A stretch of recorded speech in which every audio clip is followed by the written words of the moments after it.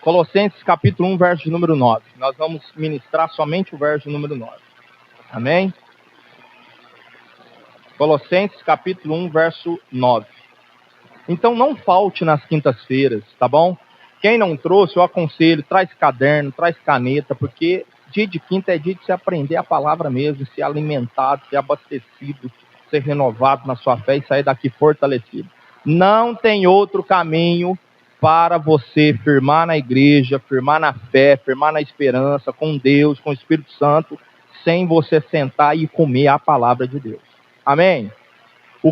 Palavras de homens, eu posso falar muitas coisas aqui, se não for a palavra de Deus, não vai alimentar a sua alma, a sua fé, não vai alimentar a sua esperança.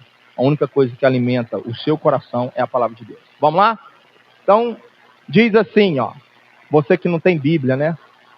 Para os que têm Bíblia, diz assim um texto: por esta razão, nós também, desde o dia em que ouvimos, não cessamos de orar por vós e de pedir que sejais cheios do conhecimento da sua vontade, em toda sabedoria e inteligência espiritual. Amém? Esse é o verso que nós vamos ministrar. Quinta passada eu fiz uma introdução dentro da carta aos Colossenses, né, dizendo um pano de fundo histórico para a informação dos irmãos a respeito de como que foi escrita essa carta, onde o apóstolo Paulo estava, para quem foi dirigida, quem levou a carta, né? Os irmãos já sabem, amém? Só bem rápido aqui, para quem não estava na quinta, né? O apóstolo Paulo que escreveu essa carta aos Colossenses, ele dirige essa carta justamente para os irmãos da cidade de Colossos, tá bom? O apóstolo Paulo estava preso em Roma, na verdade ele foi preso em Jerusalém, em Cesareia. Como ele tinha título romano, ele pede para ser transferido para Roma, para ali ser julgado. Então ele vai para a cidade de Roma, ele está ali em Roma preso, e aí junto com o apóstolo Paulo está Timóteo, né, que era um dos filhos dele na fé, era um discípulo, era um dos filhos dele na fé. E também estava Onésimo, que era escravo de Filemão, né? Esse escravo de Filemão, Onésimo, ele fugiu de Filemão. Fugiu, foi para a cidade de Roma. Como ele era muito arteiro, difícil de mexer, ele arrumou problema lá, foi preso e ficou preso em Roma. Vai e fica preso junto com o apóstolo Paulo. Ali ele ouve a palavra do Senhor, o evangelho, através do apóstolo Paulo, e ali Onésimo se converte. Ele se convertendo, Filemão está lá em Colossos, a igreja de Colossos é na casa de Filemão, o pastor da igreja de Colossos era Epáfras, e ele vai visitar o apóstolo Paulo na prisão.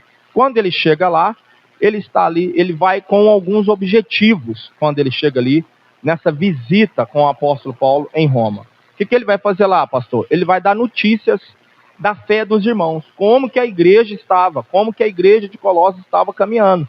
E ele vai falar que a igreja tinha algumas características, né, que somente o Espírito Santo poderia produzir na vida de uma igreja verdadeira transformada. Quais são as características? Que eles tinham fé, que eles tinham amor e que eles tinham esperança. O que eles tinham? Fé. Vamos lá, repete após mim. Fé, amor, esperança. O apóstolo Paulo fica muito feliz por saber essas coisas, né, de ouvir esse testemunho do próprio pastor da igreja de Colossos. E também, em segundo lugar, Epáfras foi lá para falar dos ataques que a igreja estava sofrendo dos ensinadores heréticos, né, que era o gnosticismo, proto-gnosticismo. O que é proto? Um embrião, o nascimento dessa heresia. Fala, pastor, vamos lá, pastor, o que significa gnosticismo? Gnosticismo era uma heresia que tentava, né, desfigurar a imagem de Jesus. O que eles falavam? Eles pregavam essa heresia, que a matéria, que a carne é má, mas o espírito é bom. Então, ou seja, eles falavam assim, ó, a carne é má e o espírito é bom. Então eles negavam a humanidade de Jesus. Entendido? Ou seja, para eles, Jesus não foi santo, porque a matéria é má e o espírito é bom. Eles pregavam o quê? Que o inacessível, o espiritual, né, o espírito é santo, é perfeito. Como que vai habitar dentro de um corpo carnal, pecaminoso, sem pecar? Então eles negavam a divindade de Jesus. Essa heresia estava entrando dentro da igreja de Colossos. Epáfras vai lá para falar da fé, do amor, da esperança e também para falar: apóstolo Paulo, a igreja está sofrendo esses ataques heréticos. Os irmãos estão começando a duvidar da divindade de Jesus. Amém? Amém? Então, o pano de fundo histórico é esse, tá bom?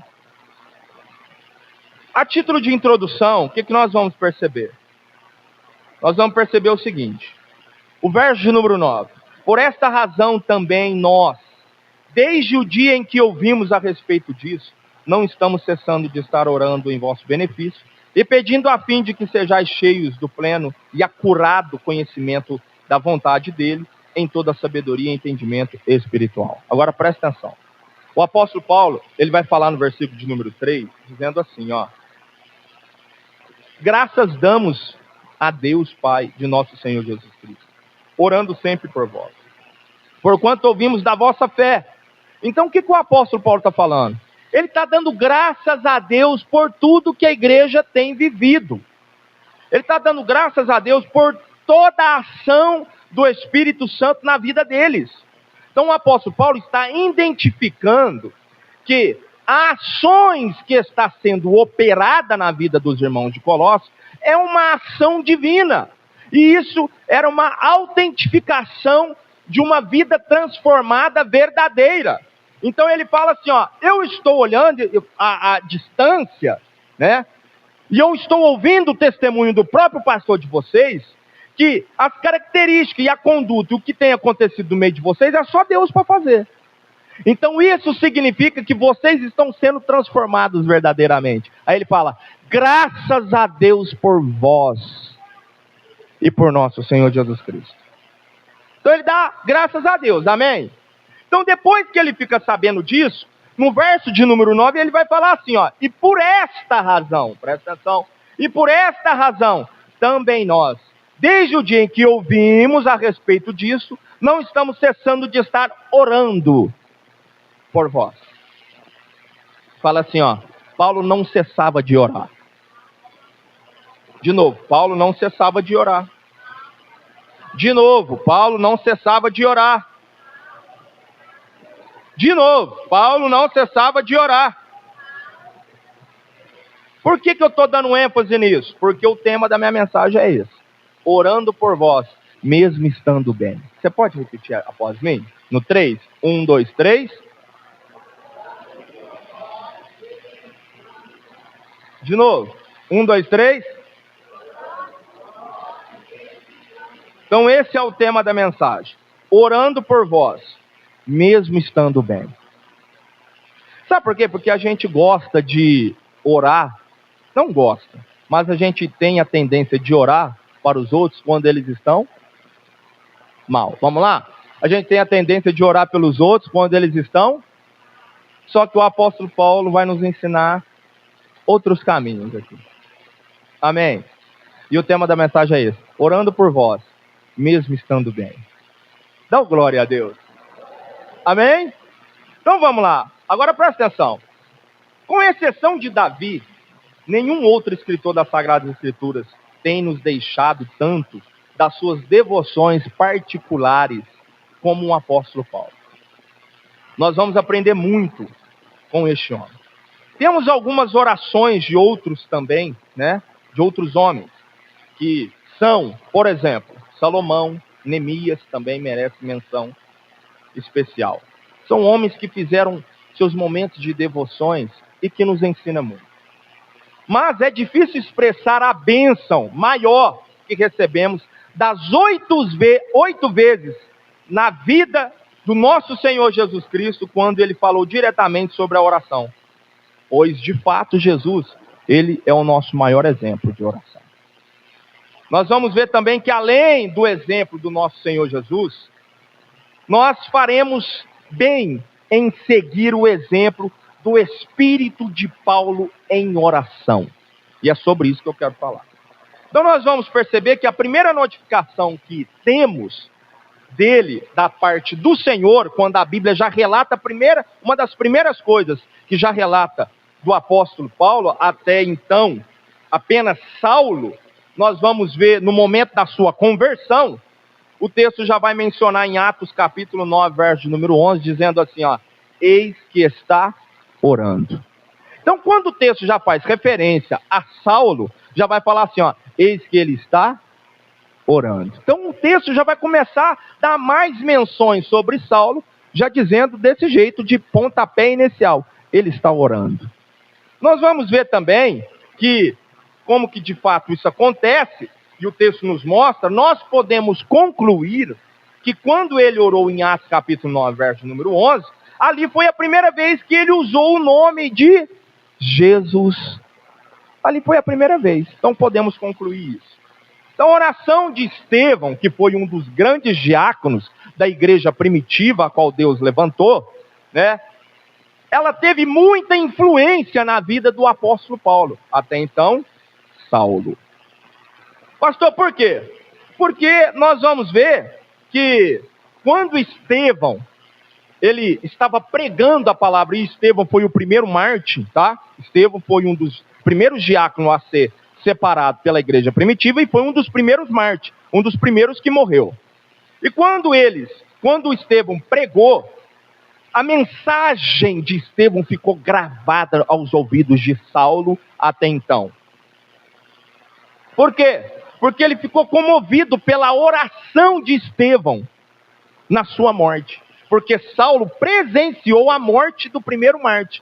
Saulo, né, antes da conversão, quando eu uso essa expressão Saulo, eu estou falando ele antes da conversão.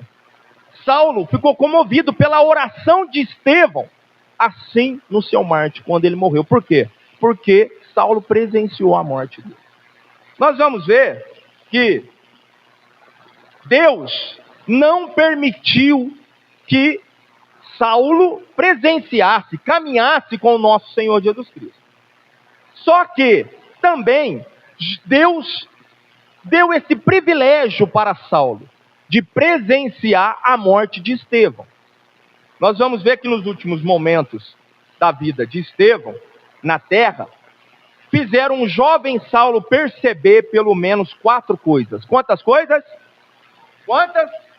Na morte de Estevão, Deus fez Saulo presenciar, e as coisas que ele presenciou marcou o coração do jovem Saulo. Pelo menos 4 coisas. Quantas coisas? Número 1. Saulo presenciou uma plenitude do Espírito Santo. Por quê? Porque Atos capítulo 7, verso número 55 diz assim: estando ele, porém, cheio do Espírito Santo. Ou seja, o texto está dizendo de Estevão, que Estevão estava cheio do Espírito Santo. Saulo presenciou isso. Número 2, o céu aberto ele presenciou. Por quê? Porque Atos capítulo 7, verso 55 vai dizer assim, que Estevão, fixando os olhos para dentro do céu, aleluia. Olha o que o verso número 56 vai dizer. Então disse Estevão: olhem, estou vendo os céus abertos. Saulo presenciou esse momento. Número 3, ele presenciou também um Senhor glorificado. Por quê? Porque verso de número 55 diz assim, e viu a glória de Deus, e Jesus em pé à direita de Deus Pai. Ou seja, Estevão, quando ele estava sendo apedrejado, estava para morrer, ele olha para o céu, ele vê a glória de Deus e vê Jesus em pé à direita de Deus Pai. Verso 56 vai dizer assim que Estevão diz assim, quando ele está sendo apedrejado pela multidão, e Saulo presenciando, sendo testemunha desse mártir. Estevão levanta a voz e fala assim, então disse ele: olhem, estou vendo os céus abertos, e Jesus, o Messias, em pé ao lado de Deus, à direita dele. Ou seja, ele está presenciando isso, o jovem Saulo. Número 4, ele também presencia um servo ajoelhado, orando e intercedendo em contato direto com o céu. Ou seja, quando os homens começam a apedrejar Estevão para matar Estevão. Olha o que o verso 58 vai dizer. Que arrastou Estevão para fora da cidade, a fim de apedrejá-lo. As testemunhas oficiais, os que jogaram as pedras, tiraram os casacos e puseram aos pés de um jovem chamado Saulo. Enquanto as pedras assassinas eram atiradas sobre ele, Estevão orava: Senhor Jesus, recebe o meu espírito. É o verso 60, quando ele estava sendo apedrejado e morrendo. Depois caiu de joelhos gritando: Senhor, perdoe, para que não sejam culpados disso. E com isto, morreu. Quem está presenciando tudo isso? O jovem Saulo. Quando aqueles homens estavam apedrejando o jovem Estevão, eles tiram seus casacos e colocam aos pés do jovem Saulo. Por quê? Porque Saulo era um fariseu. Ele era uma autoridade religiosa. E ele está lá testemunhando esse mártir, olhando Estevão morrendo. Só que ele presencia um jovem cheio do Espírito Santo. Ele presencia um jovem falando que está vendo os céus abertos. Ele presencia um jovem que, mesmo sendo apedrejado, ora por aqueles que estão apedrejando e fala: Pai, perdoa eles e não coloque sobre eles essa culpa. E depois disso, o Estevão morre. O jovem Saulo presenciou tudo isso. E são esses os 4 acontecimentos que chamaram a atenção do jovem Saulo. Quão semelhante a Cristo, sim ou não? Sim ou não? Sim. Se nós ligarmos esse acontecimento com o batismo do nosso Senhor Jesus às margens do Rio Jordão, nós vamos observar o céu aberto e o Espírito Santo descendo, do mesmo jeito que o céu abriu quando Estevão estava morrendo. Vamos ver também a glória radiante do Senhor, lá no Monte da Transfiguração, quando o nosso Senhor Jesus estava orando, e as suas vestes se transformam de uma maneira resplandecente, o seu rosto brilha como o sol na sua força. Nós vamos ver também que quando Estevão estava anunciando a glória de Deus, o seu rosto também brilhava.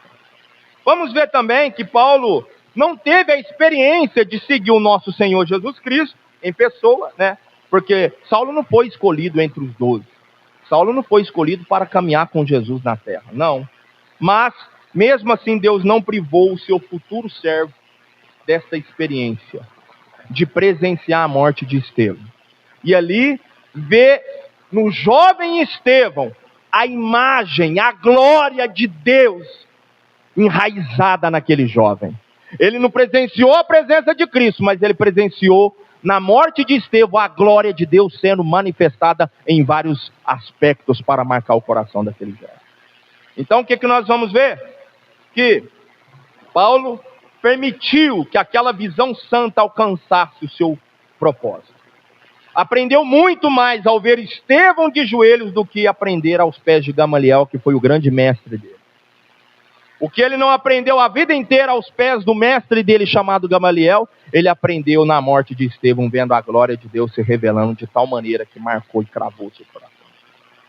Ele viu em Estevão um homem capaz de controlar-se no sofrimento. Meu Deus, isso é extraordinário. Ele viu também em Estevão que Estevão foi capaz de perceber o ministério de um homem glorificado no céu.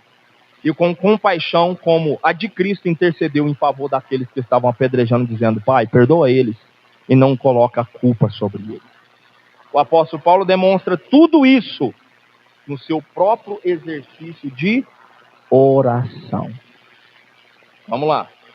O coração é um assunto, a oração é um assunto destacado nessa epístola de Colossenses, a qual nós acabamos de ler. Então nós vamos perceber que a epístola aos Colossenses, ela destaca a oração. Repita após mim. A oração é um assunto que se destaca na epístola. Nós vamos ver que os componentes da oração são facilmente reconhecidos na carta. Nós vamos ver que nessa epístola espera-se e expressa-se que a oração seja caracterizada por perseverança. Olha para você ver. Paulo vai expressar o seu desejo no capítulo 4, verso de número 2. Olha aí na sua Bíblia. Olha o que diz. Primeiro, Paulo vai expressar o desejo do seu coração. Ele diz assim, ó, capítulo 4, verso 2 de Colossenses: não se cansem de orar, perseverem nisso, esperem pelas respostas de Deus e lembre-se de agradecer quando elas vierem. Então nós vamos ver que ele expressa o seu desejo, o seu objetivo aqui exatamente quando ele diz: não cessem de orar, não parem de orar.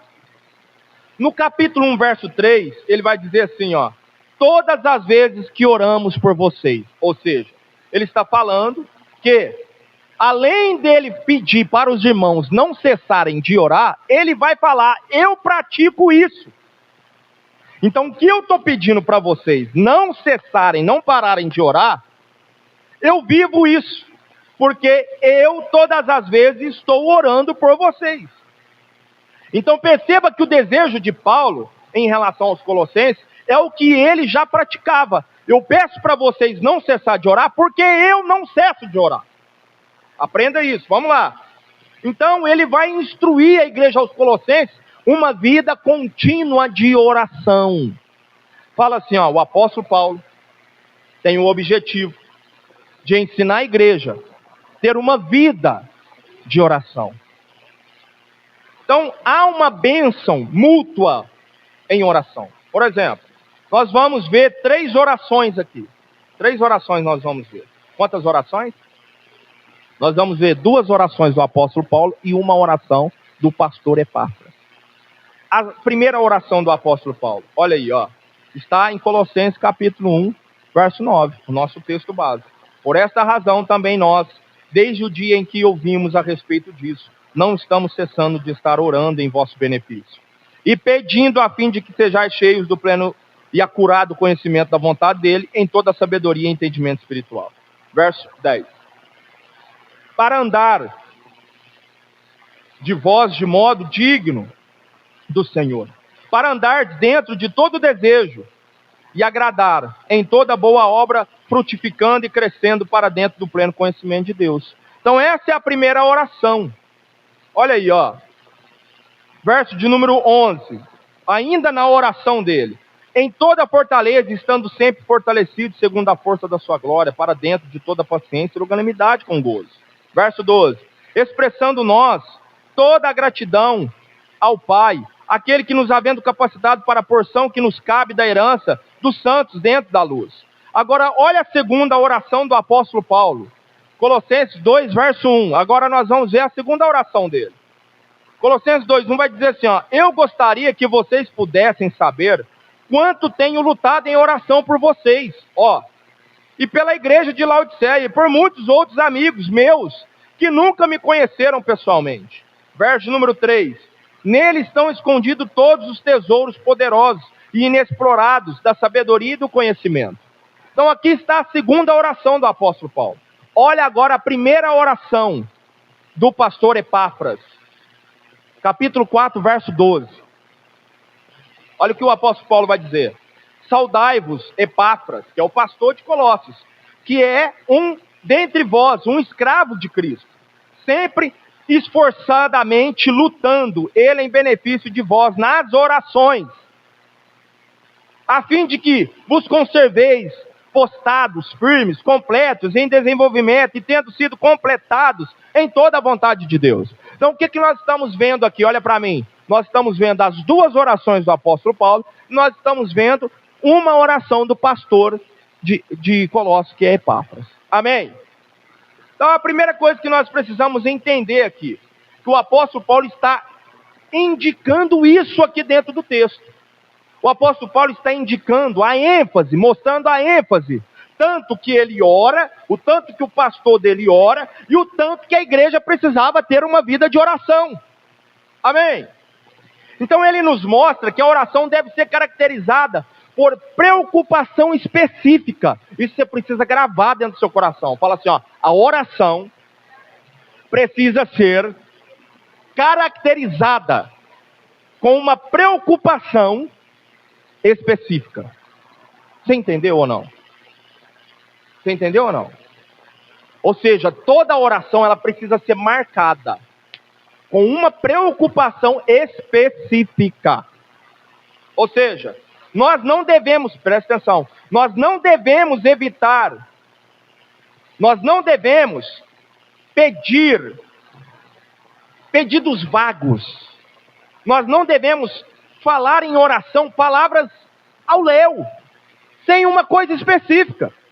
O apóstolo Paulo está nos ensinando isso. Então nós precisamos prestar atenção nas orações que nós acabamos de ler. Por que eu fiz questão de ler essas duas orações do apóstolo Paulo e a oração do pastor Epáfras? Porque você vai perceber dentro da oração deles que eles não jogam palavras ao léu. Eles têm uma preocupação específica, eles têm um objetivo, eles têm um pedido específico. É por isso que eu li as duas orações. Então, um desejo específico e um pedido direto são apropriados ao caráter da oração. Sabe por quê que há muitas orações que não são respondidas? Fala, pastor, por quê? Porque você não sabe pedir.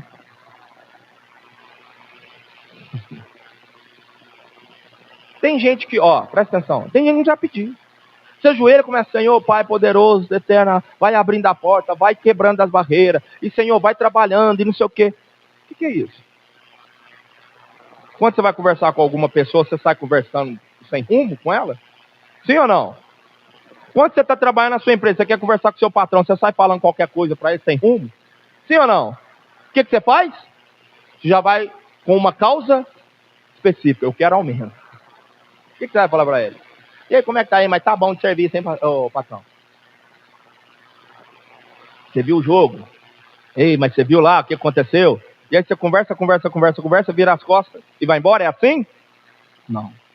Então, nós vamos perceber que a oração tem que ter uma preocupação específica. Paulo sabe orar. Epáfras também sabe orar. E ele sabe que a oração certa, presta atenção no que eu estou falando, a oração dita de forma correta, sabendo o que você está fazendo, não tem como ela não ser respondida. Não tem como ela não ser respondida. Hoje você vai aprender a orar. Hoje você vai entender o que é o mistério da oração. Então há uma palavra usada nessa epístola que nos ajuda a ter um conceito correto do que é oração. Sabe o que é? Olha aí, no verso de número 29. Capítulo 1, verso 29. Olha o que diz. Capítulo 1, verso 29. Eu vou lendo aqui no meu tablet, você vai lendo aí na televisão ou na sua Bíblia. E para isto, olha o que o apóstolo Paulo fala. E para isto também trabalho arduamente. Essa tradução? É mais ou menos. Olha lá, E para isto também trabalho combatendo. Fala assim, combatendo. Fala de novo, combatendo. Aqui na minha tradução diz assim, e para isto também trabalho arduamente, esforçadamente, lutando segundo a eficácia. Fala assim, esforçando e lutando. Olha que coisa extraordinária. Fala assim, oração é lutar, é combater. Não, eu vou repetir, você vai repetir isso de novo. Oração é lutar, é combater. Olha o verso de número 1, capítulo 2, verso de número 1. Olha o que o apóstolo Paulo vai falar. Porque desejo vós terdes sabido quão grande luta tenho em prol de vós. Fala de novo, luta. Fala de novo, combate. Olha o capítulo 4, verso de número 12. Olha o que o apóstolo Paulo vai falar. Saúda-vos, Epáfras, que é um dentre vós, um escravo de Cristo, sempre esforçadamente lutando. Fala, lutando. Lá no texto dessa tradução fala, combatendo. De novo, combatendo. Então o que o apóstolo está falando? O apóstolo Paulo está falando que oração é uma batalha espiritual. Você não está aprendendo aqui nos domingos? Sim ou não? Sim ou não? O que você aprendeu aqui? Que quando você se ajoelha e vai para a guerra no mundo espiritual, você não tem que entrar na peleja? Você não tem que entrar na guerra? Você toma posse das suas bênçãos espirituais de qualquer jeito? Não, o apóstolo Paulo vai falar assim, revista com o capacete da salvação. Pega o escudo da fé, pega a espada do Espírito e calça seus pés com a preparação do Evangelho da Paz e vai para a guerra nas regiões celestes. O apóstolo Paulo está falando para a igreja de Colossos: eu estou guerreando, eu estou lutando, eu estou orando, eu estou na batalha. Epáfras também. E vocês precisam entrar nessa peleja, nessa batalha, nessa guerra também na oração. Oh, glória a Deus! Isso é extraordinário. Porque a oração é a batalha no mundo espiritual que nós devemos ter ciência disso. Sabe por que você não está recebendo as suas bênçãos quando você ora? Porque você está achando que você está conversando. Não sei, que você está viajando no mundo da maionese. Você se ajoelha. Pai amado, entrega essa vitória para mim. O que é isso, meu irmão? Você vai para a guerra desse jeito? Como que você vai vencer a guerra dentro da sua casa? Como? Como você vai vencer a guerra dentro da sua família, dentro do seu casamento, na sua vida financeira, na sua vida familiar, na sua vida espiritual? Você vence essa guerra é na batalha, combatendo, é indo para a luta. E não é fácil não, viu? Porque o apóstolo fala assim, ó, eu estou me esforçando. É difícil. Mas é batalha, é guerra. Aleluia. Mas eu sei que a vitória é nossa. Eu sei que a vitória é nossa. E sabe por que eu sei que a vitória é nossa? Porque no versículo 29 diz assim, ó. Nossa, esse versículo é extraordinário. Olha o que diz. Para isto, também trabalho arduamente, esforçadamente, lutando, segundo a eficaz. Aí ele vai falar assim, ó. Operação dele, a qual eficazmente opera dentro de mim, em poder. Sabe o que ele está falando? Eu entro na guerra, eu entro na batalha, eu estou em oração, e eu estou me esforçando, mas eu sei que se depender de mim eu não dou conta, eu paro e desisto, mas há um poder que opera dentro de mim, e esse poder é do Espírito Santo. Enquanto eu vou para a peleja, Deus está falando, eu te encho para ir para a peleja. Enquanto eu vou para a guerra, Ele está falando, eu te fortaleço para ir para a guerra. Enquanto eu estou nessa guerra, Ele está falando, eu te revisto com as armaduras para você vencer essa batalha. Então você precisa receber essa palavra. Já estende a mão para me entregar essa palavra profética. Enquanto você entra nessa peleja, nessa guerra, nessa batalha, Deus manda te dizer, eu manifesto o meu poder na sua vida, na sua alma e no seu espírito, para te fortalecer, para você entrar nessa peleja, nessa guerra.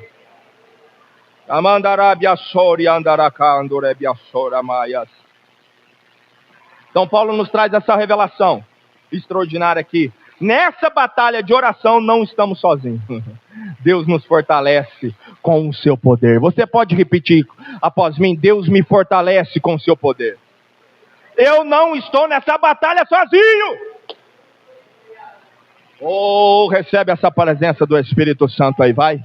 O Espírito Santo te fortalece, a graça do Senhor te renova para você pleitear essa causa e essa peleja em oração, porque Ele te fortalece. E aí nós vamos ver que a oração tem 3 aspectos instrutivos que devemos considerar. Quantos? Número 1, a oração precisa de uma ocasião. Sim ou não? Número 2, a oração precisa de um objetivo. E número 3, a oração precisa de uma sequência. Então nós vamos ver que as palavras iniciais do capítulo 1, verso número 9, nos fornecem a ocasião. Aonde, pastor? Olha lá, ó, verso 9. Por esta razão, fala razão. De novo, por essa razão. Também nós, desde o dia em que ouvimos, aqui a razão. Aqui está a ocasião da oração. Desde que ouvimos o quê? Fala assim, pastor, o quê? O que eles ouviram? Eles ouviram a notícia, através dos lábios do próprio pastor, Epáfras, que a igreja estava dando fruto, e o evangelho estava crescendo, e os irmãos tinham fé, amor e esperança, e a igreja estava crescendo. E quando o apóstolo Paulo ouve isso, ele sente o senso de urgência em orar pelos irmãos.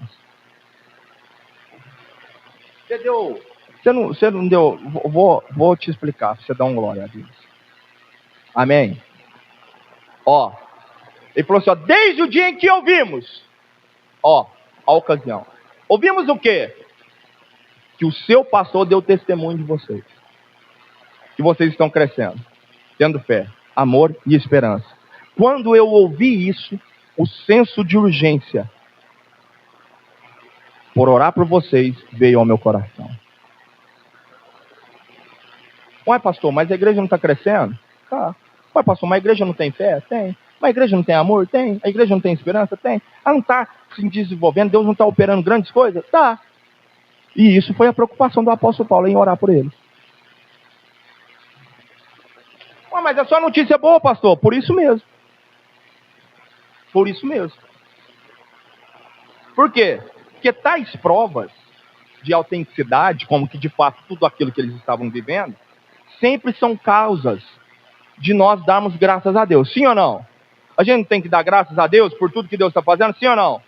Mas Paulo está dizendo o seguinte: eu dou graças a Deus por vós, por toda a ação do Espírito que tem realizado na vida de vocês, como vocês têm vivido esses grandes milagres. Glória a Deus por isso.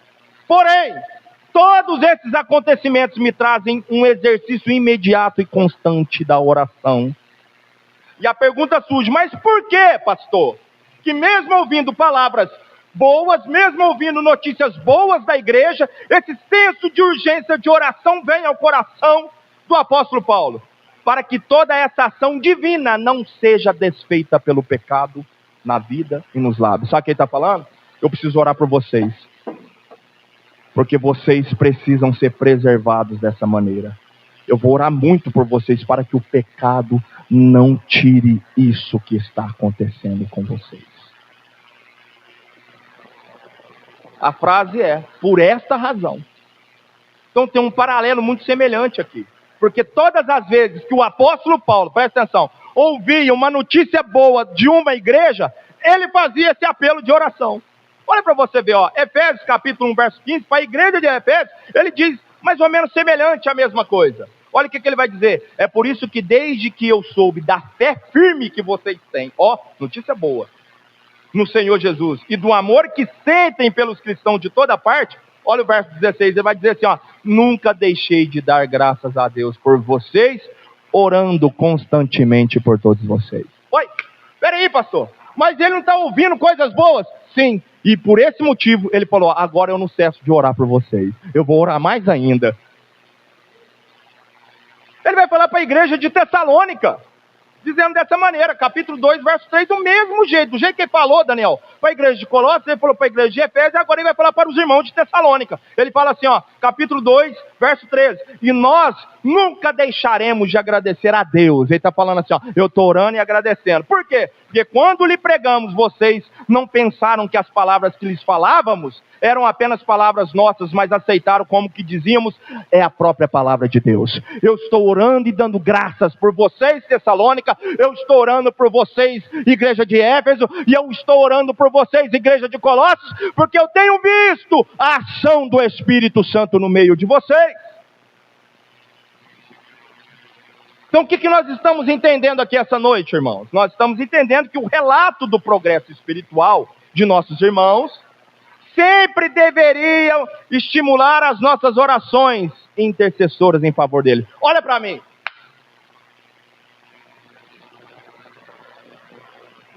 Isso nós estamos aprendendo essa noite, que quando o seu irmão, olha aí, o irmão do seu lado, olha aí, sua irmã, olha aí, irmão, olha aí.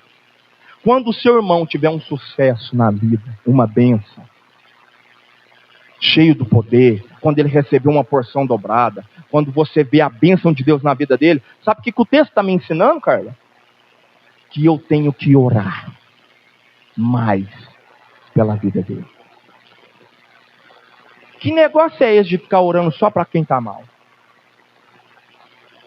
Então, se eu estou vendo o Breninho sendo abençoado cada dia mais, o que eu tenho que fazer?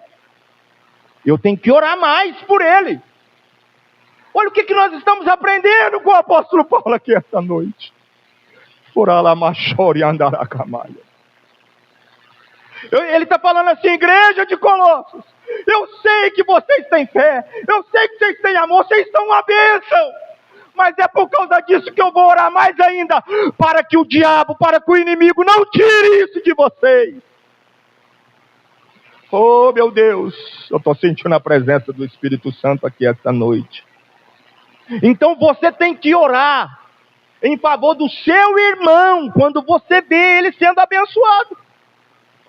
Pastor, comprei um lote. Glória a Deus, agora eu vou orar mais ainda por você. Pastor, estou construindo. Glória a Deus, eu vou orar mais ainda para que a sua bênção seja confirmada a cada dia. Pastor, eu recebi a presença de Deus. Eu recebi o poder. Deus trabalhando na minha família. Oh meu Deus, eu estou cheio de fé. Eu estou cheio de esperança. Isso é motivo de nós unirmos em oração um pelo outro. Fala para a pessoa do seu lado assim: ora por mim. Fala, eu estou bem. Fala, eu estou bem. Então ora por mim.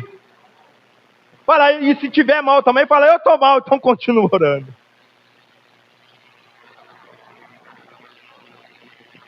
Está preparado para receber essa palavra que eu vou falar agora?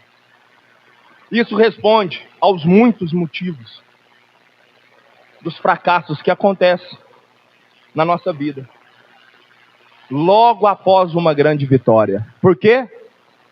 Porque nós oramos até e depois da vitória paramos de orar. Aí sabe o que acontece? A mulher ora para o marido converter. O marido converte. O que acontece? Para de orar. Sabe o que vai acontecer? O quê? O inimigo vai lá e faz a ruaça de volta. Por que tem muita pessoa que vem para a igreja, Deus transforma, Deus faz um milagre,